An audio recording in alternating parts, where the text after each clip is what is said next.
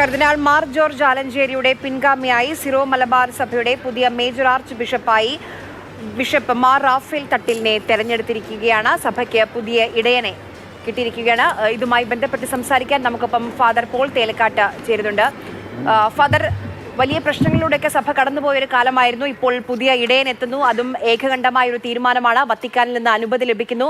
ഈ ഏറ്റവും കൂടുതൽ വലിയൊരു പ്രതിസന്ധി ഇപ്പോൾ നേരിടുന്നത് ഈ എറണാകുളം അങ്കമാലി അതിരൂപതയിലെ ഈ ഏകീകൃത കുർബാനയുമായി ബന്ധപ്പെട്ടാണ്. ആ പ്രശ്നങ്ങൾക്കൊക്കെ ഒരു പരിഹാരമാകും പുതിയ ഇടയൻ എത്തുന്നതോടുകൂടെ എന്ന് കരുതാമോ?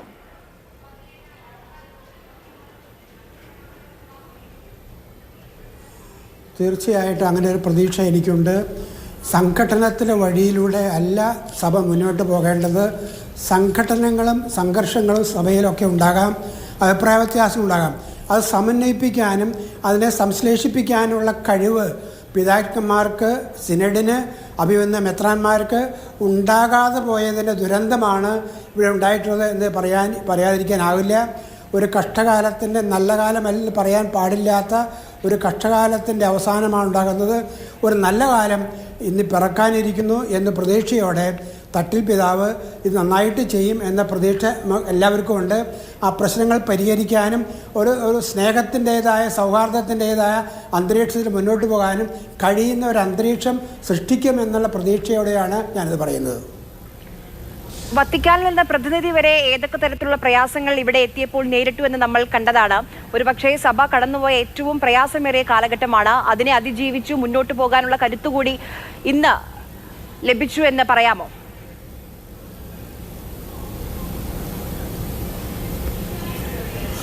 തീർച്ചയായിട്ടും അങ്ങനൊരു കരുത്ത് പ്രബുദ്ധമായ സിറോ മലബാർ സഭയ്ക്കുണ്ട്.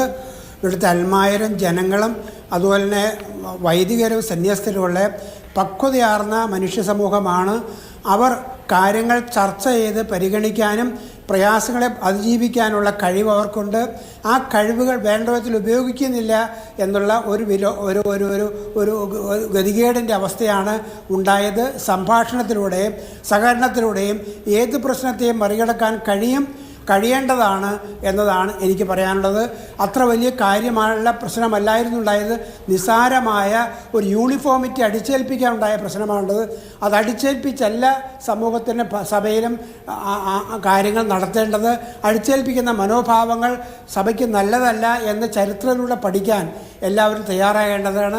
അങ്ങനെ പരസ്പരം മനസ്സിലാക്കി, പരസ്പരം സംഭാഷിച്ച്, പരസ്പരം അങ്ങോട്ടും ഇങ്ങോട്ടും സംസാരിച്ച് തീർക്കാവുന്ന പ്രശ്നങ്ങൾ അങ്ങനെ ചെയ്യാനുള്ള സന്നദ്ധതയും അതിനുള്ള സ്നേഹവും സൗദാര്യവും അതിനുള്ള മഹാമനസ്കതയും എല്ലാവർക്കും, മെത്രാന്മാർക്കും വൈദികർക്കൊക്കെ ഉണ്ട് എന്ന് വിശ്വസിക്കുന്ന ഒരാളെ ഞാൻ.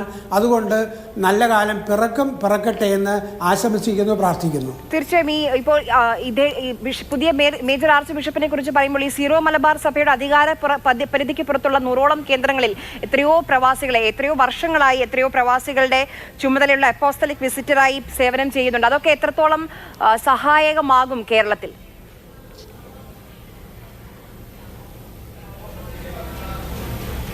തീർച്ചയായിട്ടും ലോകം കാണുന്നതും വ്യത്യസ്തമായ, കേരളത്തിന് പുറത്തേക്ക് കടന്ന് ലോകവും സമൂഹവും കാണുന്നതും അവരെങ്ങനെ ജീവിക്കുന്നതും മനസ്സിലാക്കുന്നതും വലിയൊരു വിജ്ഞാനമാണ്. അതില്ലാതെ നമ്മൾ കൂപമണ്ഡപങ്ങളെ പോലെ ജീവിക്കുകയായിരിക്കും. അത് തട്ടിൽ പിതാവിന് ആർജിച്ചെടുത്തിട്ടുണ്ട്. എല്ലാവരെയും ആശ്ലേഷിക്കാനുള്ള ഒരു നല്ല മനോഭാവമുണ്ട്.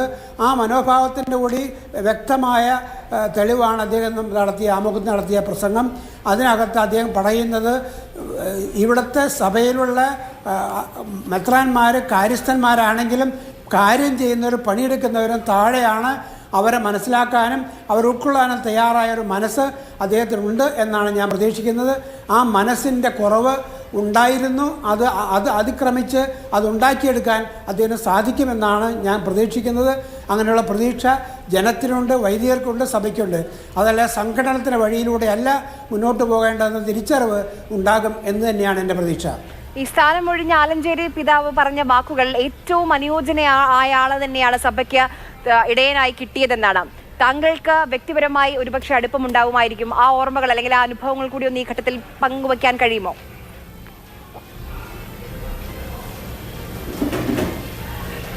തീർച്ചയായിട്ടും എല്ലാവരോടും സംഭാഷിക്കാനും എല്ലാവരുമായി സൗഹാർദ്ദത്തിൽ ബന്ധപ്പെടാനും സുന്ദരമായി സംസാരിക്കാനും കഴിയുന്ന ഒരു പിതാവാണ് റാഫേൽ തട്ടിൽ പിതാവ് എന്ന് ഞാൻ മനസ്സിലാക്കിയിട്ടുണ്ട്.